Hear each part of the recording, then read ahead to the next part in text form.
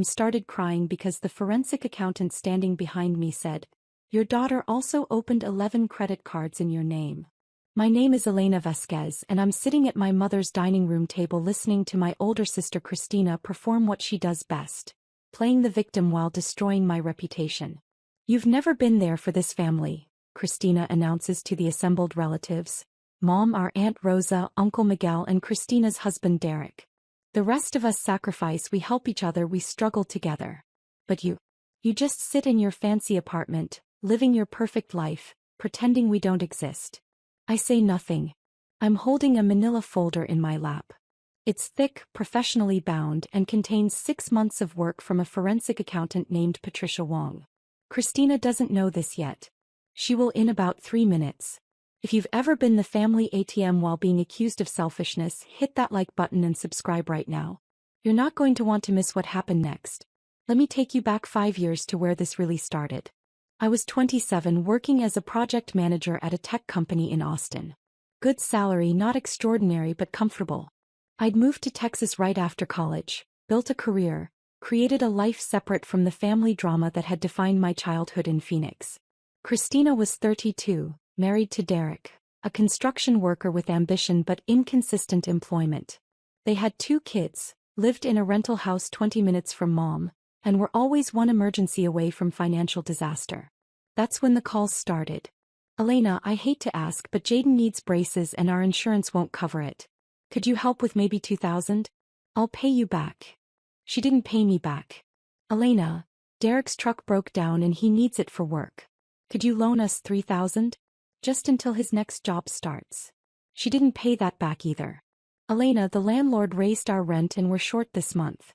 Could you cover the difference? Just $800. I promise this is the last time." It wasn't the last time. At first I told myself I was helping family. That's what you do, right? Christina was struggling, Mom was on a fixed income and I had the means to help. Felt like the right thing to do. But the requests never stopped.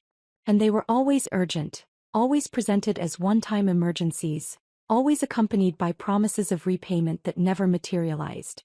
By 2019, I'd given Christina approximately $48,000. She'd repaid $0. That's when I made a decision. I set up a monthly payment. $3,200, transferred automatically on the 1st of every month to Christina's account. No more emergency calls. No more guilt trips. Just consistent, reliable support. "This is to help with rent, utilities, and kid expenses," I told Christina when I set it up. "I'm doing this because I love you and I want my niece and nephew to be stable. But this is it. No more emergency requests." "Oh my God, Elena, you're saving us," Christina said, crying. "I don't know how to thank you. Just use it for the kids and the bills. That's all I ask." For 6 months everything was fine. The money transferred. Christina posted on Facebook about how blessed she was. Life seemed stable. Then the request started again. "Elena, I know you're already helping but Derek's mom is sick and we need to fly to Ohio. Could you cover the flights? Just $1,200. Elena, Sophia's school is doing a trip to Washington, D.C. and all her friends are going. We can't be the only family that can't afford it. Could you help with $900? Elena, our car needs new tires and we literally can't drive without them. Could you send $500? Every request came with justification. Every request came with guilt. Every request came with the implication that if I said no, I was selfish, uncaring, prioritizing myself over family. I said yes more often than I should have. By 2023, I'd given Christina approximately $245,000 over 4.5 years. The monthly payments alone totaled $173,000. The emergency requests totaled another $72,000. $250,000. And Christina still complained that I never helped the family. Mom believed her. Aunt Rosa believed her. The entire family narrative became, Elena has money and won't share it. Christina and Derek are struggling while Elena lives selfishly in Texas. The breaking point came 6 months ago. I was visiting Phoenix for Mom's birthday. Family dinner, nothing fancy, just everyone gathering at Mom's house. Christina arrived late, making a dramatic entrance about how hard it was to get there because their car was falling apart and they couldn't afford repairs. I'd literally sent her $3,200 4 days earlier. Elena, Christina said, settling into her chair with a martyr's sigh. It must be nice to not have to worry about money. Some of us aren't so lucky. I looked at her. What do you mean? Just that you've always had it easy. Good job, no kids, no responsibilities. Meanwhile, Derek and I are drowning trying to provide for our family. Christina, I send you a little help here and there, I know. And I appreciate it. But it's not like you're really sacrificing anything. You still have your nice apartment, your new car, your vacations. My vacation that year had been 4 days in San Antonio. Hers had been 2 weeks in Cancun. I'd seen the Facebook photos. But I didn't say anything. I never said anything. That was my mistake. The lies got worse. Christina told Aunt Rosa that I'd refused to help with Jaden's medical bills. I'd paid $4,000 for those bills. She told Uncle Miguel that I'd missed Sophia's birthday because I couldn't be bothered. I'd sent a $500 gift and called from Texas to sing happy birthday.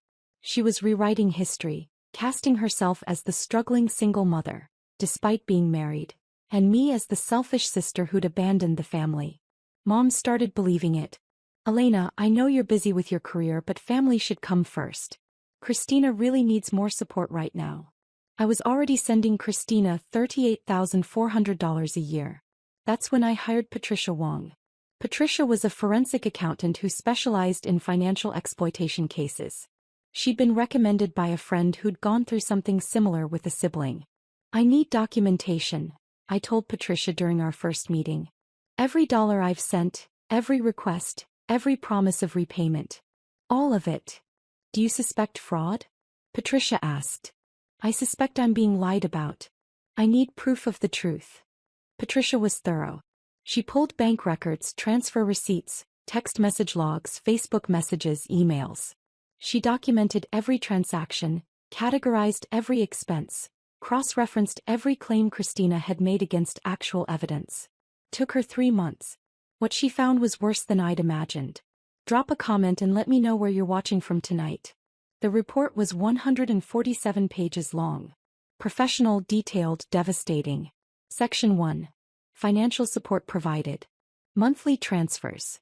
$3,200 x 55 months equals $176,000. Emergency requests. 47 separate payments totaling $69,000. Direct payments to vendors. Medical, school, utilities $23,400.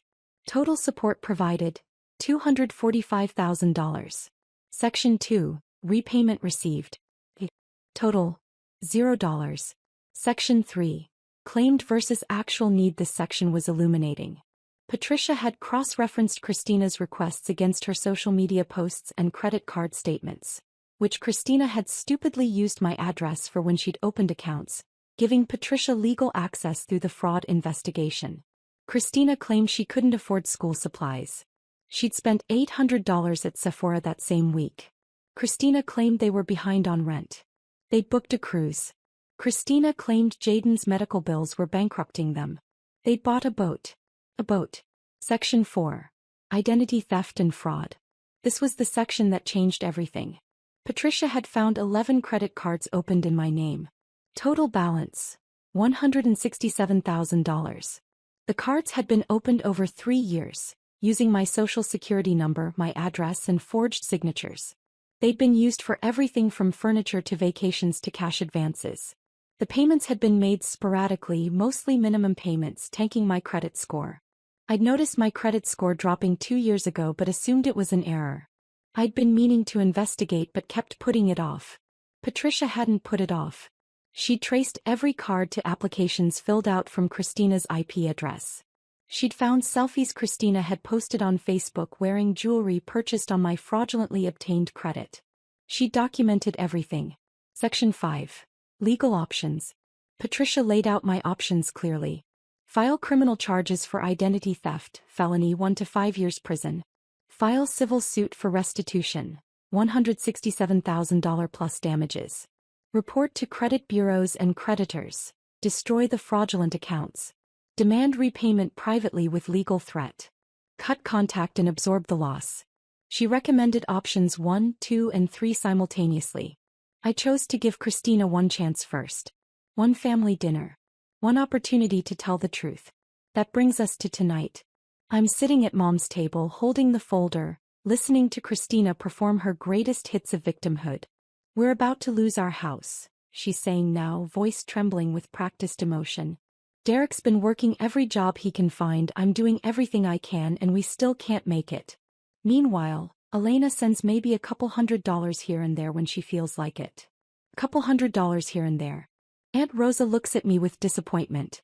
Elena, Mija, you have to help your sister. Family is everything. Uncle Miguel nods. Your mother raised you better than this. Mom won't meet my eyes. She's clutching her rosary, probably praying for me to stop being so selfish. Derek is silent, staring at his plate. He knows something's coming. He's not stupid. Christina's building to her finale. I don't ask for much. I never have. I work hard, I sacrifice for my kids, I do everything right. And my own sister can't even.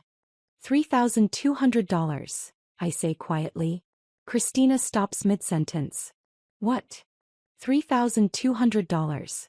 That's what I send you every month. Automatically. On the first of the month. I've been doing it since January 2019. The table goes silent. That's not, Christina stammers. I open the folder and pull out the first document. Bank transfer records highlighted, dated, categorized. 55 months of payments. That's $176,000 in monthly support alone. I slide it across the table to Mom. Here's every transfer. Date, amount, confirmation number. Mom picks it up with shaking hands. Her eyes go wide. But that's not all, I continue, pulling out the next section. 47 emergency requests over the same period. Braces, car repairs, medical bills, rent, school trips, Christmas presents, Easter expenses, back-to-school shopping, Derek's tools, the kids' birthday parties. $69,000 in one-time payments. I slide that across to Aunt Rosa. And then there are the direct vendor payments. The times you gave me account numbers and I paid your electric bill, your water bill, Jaden's orthodontist, Sophia's dance classes. $23,400 paid directly to service providers. Uncle Miguel takes that page, scanning it in disbelief. Which brings us to a total of $245,000 in financial support I've provided to Christina over the last 4.5 years. Christina's face has gone from red to white. Elena, you can't just what? Can't just document the truth? Can't just prove that your entire narrative is a lie? I pull out another section. Because this is interesting. This is Patricia Wong's analysis of your claimed need versus your actual spending. I start reading. May 2021. Claimed you couldn't afford groceries. Requested $500 for food. That same week you spent $1,200 at a luxury spa resort. June 2022. Claimed Jaden's medical bills were overwhelming. Requested $4,000. 2 weeks later you bought a boat for $8,000. Should I continue? That boat was Derek's. October 2023. Claimed you were 3 months behind on rent and facing eviction. I sent you $9,600. You weren't behind on rent. Your landlord confirmed you were current. You used the money to renovate your kitchen. Mom's rosary falls from her hands. Christina, please tell me this isn't true. Christina's eyes are filling with tears. The real kind this time, not the performative ones. It's not what it sounds like. It's exactly what it sounds like, I say. I have documentation of every lie, every exaggeration, every manipulation. For 4.5 years, you've told this family that I'm selfish while I've been sending you the equivalent of a full-time salary. Hit that subscribe button if you've ever had to prove the truth to family who refused to believe you, because what happened next was beautiful. Derek stands up. I'm going outside. Sit down, I say. It's not loud, but it's commanding. You're going to want to hear this next part. He sits. I pull out the final section. The one that Patricia hand delivered to me with a warning. This is going to destroy your relationship with your sister permanently. Make sure you're ready for that. I'm ready. Section 4, I announce. Identity theft and fraud.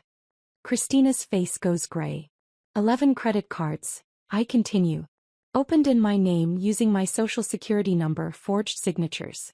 Total balance of $167,000. All traced back to your IP address, your devices, your spending patterns. I slide the evidence across the table. Patricia had included screenshots of the applications, spending records, and, the killing blow, Facebook photos of Christina wearing items purchased on the fraudulent cards, tagged with dates that matched the purchase dates. Mom picks up the document with shaking hands. Christina, tell me you didn't. Christina is crying now.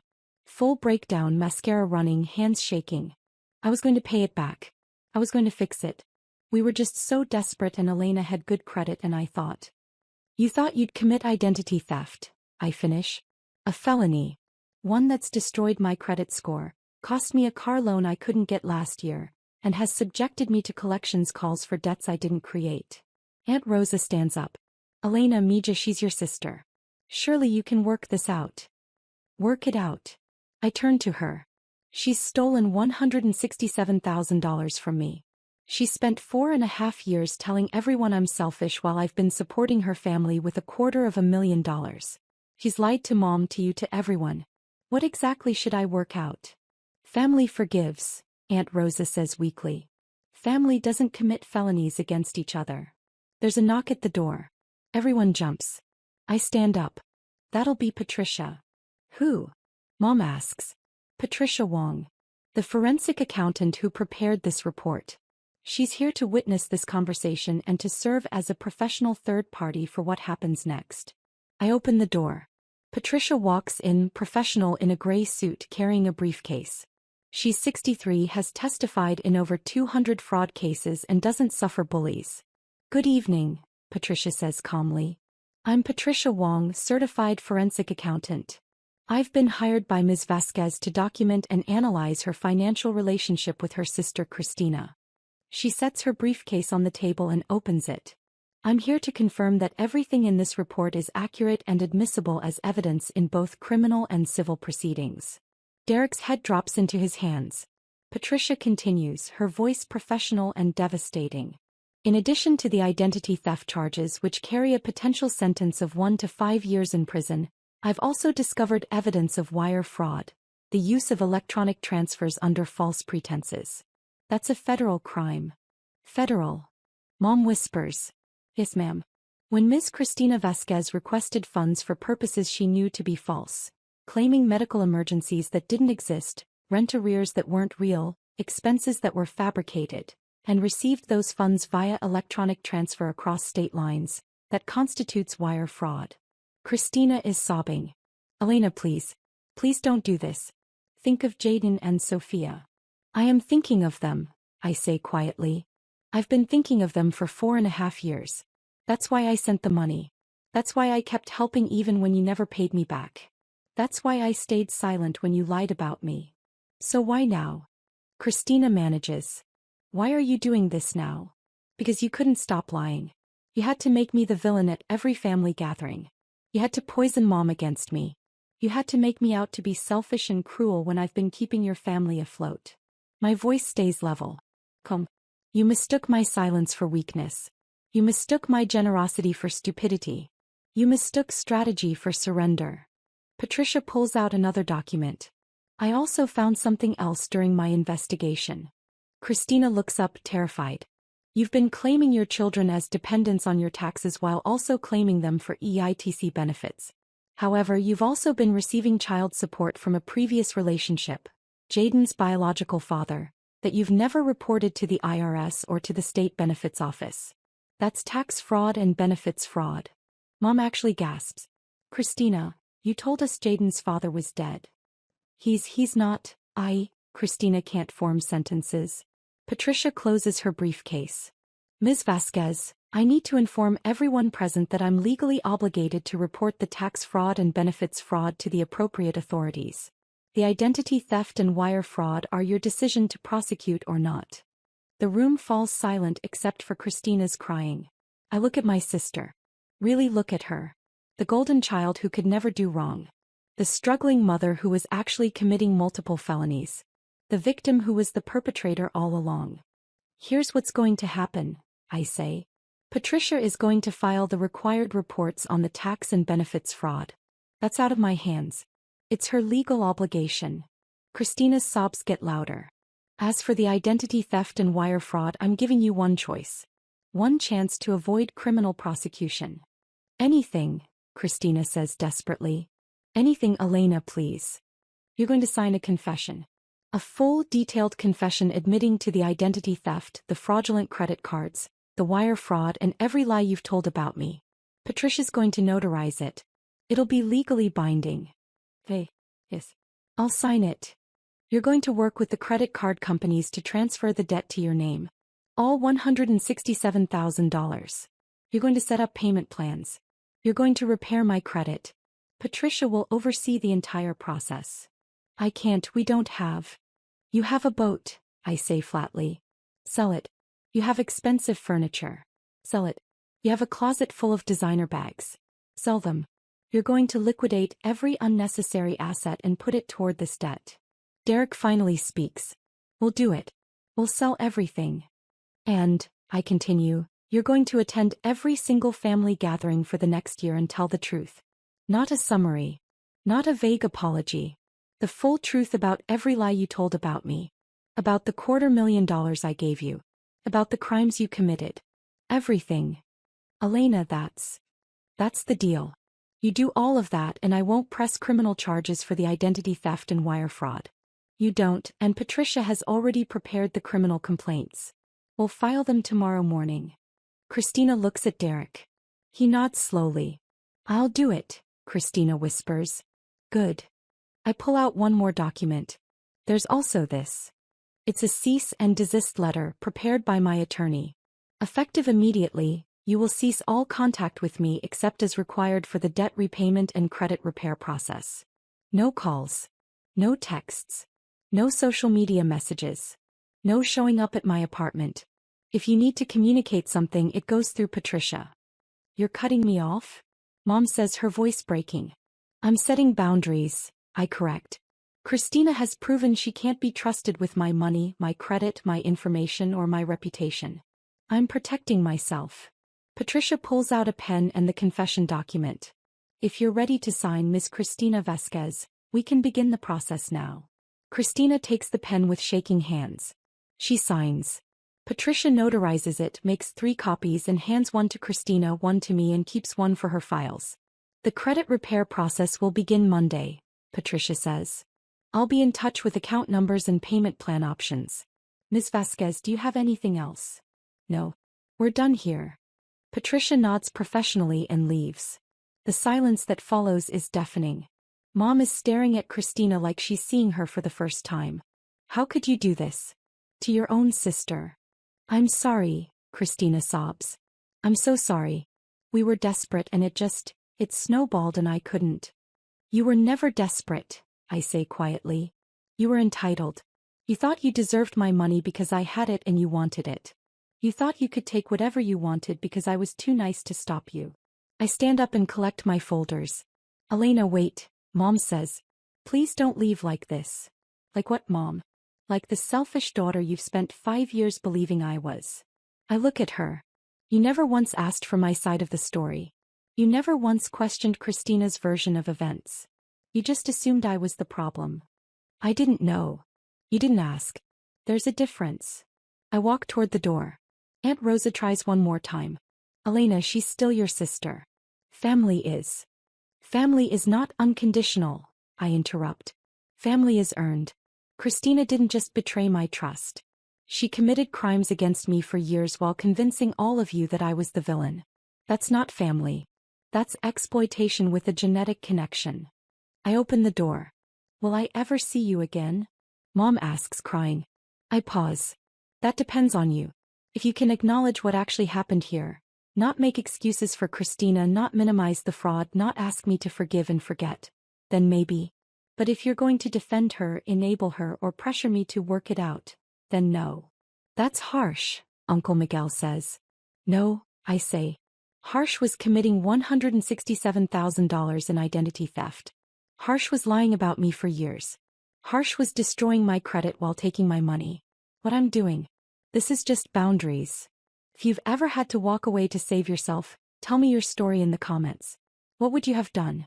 I left Mom's house and drove to my hotel. I wasn't staying with family this trip. I'd learned that lesson. My phone started ringing within 10 minutes.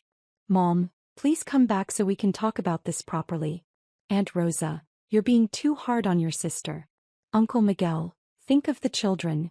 I blocked all of them temporarily. I needed space. The only call I answered was from Derek 2 hours later. Elena, he said, his voice rough. I didn't know about all of it. The credit cards, the lies about you. I knew we were getting help from you, but I didn't know the extent, and I sure as hell didn't know about the fraud. Okay. I'm not making excuses for Christina. What she did was wrong. Unforgivable. He took a breath. But I'm going to make this right. The boat's already listed. I'm selling my truck and getting something cheaper. We're liquidating everything we can. Good. And I'm getting Christina into therapy. Real therapy. And probably marriage counseling for us because I don't know if we survive this. That's between you two. I know. I wanted you to know that I'm taking this seriously. The kids ask about you. They love their Aunt Elena. I don't want them to lose you because their mother's a criminal. That hit harder than I expected. Tell them I love them too. Tell them this has nothing to do with them. I will. And Elena? Thank you for not pressing charges. A lot of people would have. I still might if Christina doesn't follow through. She will. I'll make sure of it. He hung up. The next 3 months were a masterclass in consequences. Patricia filed the required reports on the tax and benefits fraud. The IRS launched an investigation. The State Benefits Office opened their own case. Christina hired a tax attorney and was negotiating a repayment plan that would take her 15 years to complete. The credit cards were being transferred to Christina's name one by one. Her credit score was destroyed. She'd never get a decent loan again. The boat sold. The furniture sold. The designer bags went to a consignment shop. Christina got a part-time job at Target to help with the debt payments. Derek took a second job. They downgraded their house, moving to a smaller rental to save money. And Christina attended family gatherings and told the truth. I didn't go to those gatherings, but Mom called me after each one. She told everyone about the credit cards. Mom said after the first one. About the lies. About all the money you gave her. Elena, I'm so ashamed I didn't believe you. Okay. Can you forgive me? Eventually. Not yet. It was honest. We were both trying. 6 months after the confrontation, Christina sent me a letter. Handwritten, 8 pages long. It started with, I don't expect you to read this. I don't expect you to forgive me. I just need to say it all in my own hand so maybe someday you'll know I actually understood what I did. She detailed every lie, every manipulation, every justification she'd told herself. She owned all of it. She didn't make excuses. She didn't blame Derek or the kids or financial pressure. I was entitled, she wrote. I grew up as the favorite and I learned that I could get away with things you couldn't. I learned that my problems were more important than yours. I learned that you would always give in eventually. And I used that. I exploited it. I exploited you. The last page said, I know I destroyed our relationship. I know you'll never trust me again. I know I don't deserve forgiveness. But I want you to know that I'm changing. Not for you, I don't have the right to ask anything of you. For myself. For my kids. For Derek, who deserves a better wife than a criminal. I'm in therapy 3 times a week. I'm working 2 jobs. I'm paying back every cent even if it takes decades. Not because of the legal threat. Because it's right. You taught me what integrity looks like by having it when I had none. Thank you for that. Even if you hate me forever, thank you. I cried reading it. Not forgiving tears. Grief tears. For the sister I'd never really had. For the relationship that was built on lies. For the family that had believed those lies. But I also felt something like hope. Not for reconciliation. For her. For the possibility that she might actually become someone worth knowing. I didn't respond to the letter. Not yet. Maybe someday. A year after the confrontation, I had coffee with Mom. Just the 2 of us. She flew to Austin, insisted on staying at a hotel, was careful with every word. I failed you, she said. I enabled Christina's worst behaviors since she was a child. I made excuses for her. I expected you to be the responsible one, the one who gave and gave and gave while letting her take and take and take. Yes, I agreed. You did. I'm trying to be better. With Christina, with you, with myself. She pulled out her own folder. I started therapy too. This is what my therapist calls a repair plan. I took it. It outlined specific behaviors she was changing, specific ways she was working on our relationship, specific boundaries she was learning to maintain. I'm not asking for immediate forgiveness, Mom said. I'm asking for a chance to earn back your trust. Fully. With actions, not just words. I can work with that, I said. We talked for 2 hours. Real talk.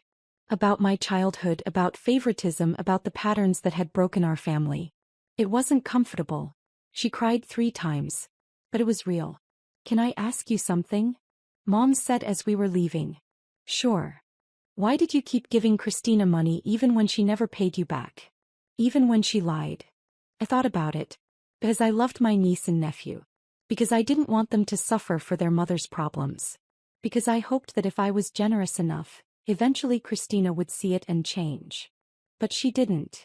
No. She saw it as weakness. As something she could exploit. I smiled sadly. I learned that love without boundaries isn't love. It's enabling. And I enabled her for years. What changed? I decided my self-respect was worth more than her approval. That the truth was worth more than family peace. That I'd rather be alone than be exploited.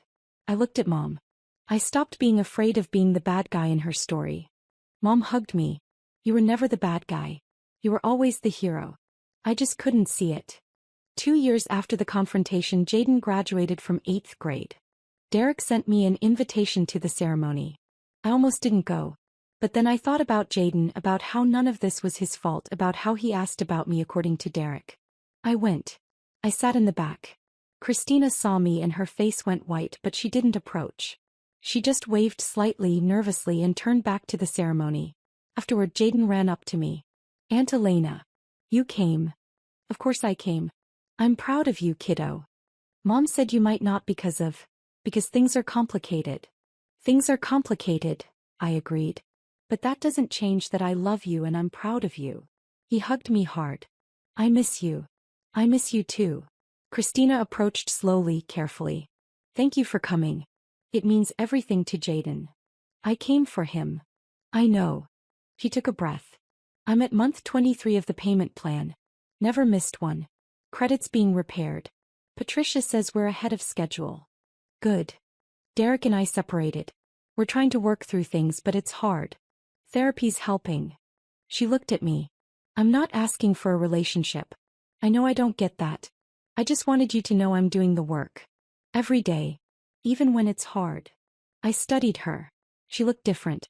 Older, tired, but also more real somehow. Less performed. Keep doing it, I said. Not for me.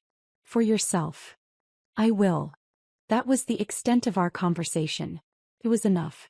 3 years after the confrontation, I'm sitting in my apartment in Austin with a glass of wine, looking at a letter that arrived today. It's from Patricia. Ms. Vasquez. I'm pleased to inform you that as of this month, all fraudulent credit card debt has been transferred to Ms. Cristina Vasquez's name. Your credit report has been fully cleared. Your score has been restored to 798, higher than it was before the fraud began. All payment plans are being met on schedule. I project full debt repayment in 11.4 years at the current rate. This completes my contracted services. It has been an honor to work with you. Regards, Patricia Wong, CPA. I set the letter down and pick up my phone. There's a text from Mom. Having dinner with Aunt Rosa tonight. Want to join us via video call? No pressure. I type back, yes. What time? There's a text from Derek. Jaden made honor roll. Wanted you to know.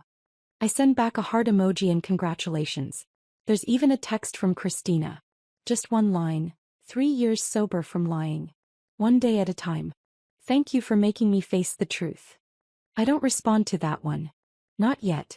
Maybe not ever. But I don't delete it either. I built a life where people have to earn their place in it. Where boundaries are respected. Where the truth matters more than comfort. I lost a sister I never really had. I almost lost a mother. I definitely lost the fantasy of a perfect family. But I gained something more valuable. My self-respect. My truth. My freedom from exploitation. Paper beats promises every single time.